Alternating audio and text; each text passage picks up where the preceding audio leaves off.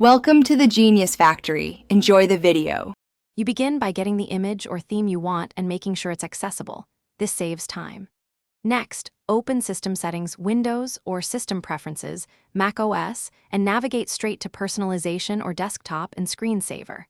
Once there, position the settings window and your image folder side by side.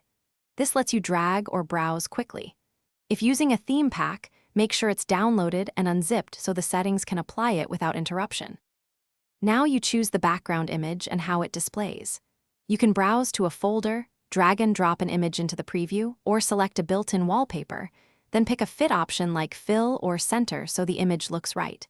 If you prefer a slideshow, set the interval and include or exclude subfolders. For the screensaver, select its type, preview it to confirm motion and appearance, and set the wait time.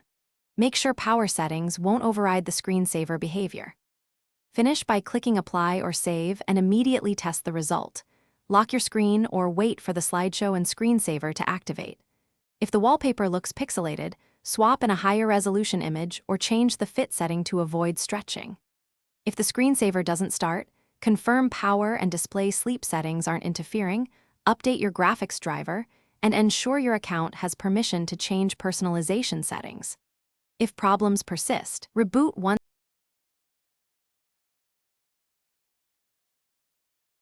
Thanks for watching. If you found this helpful, don't forget to like and subscribe.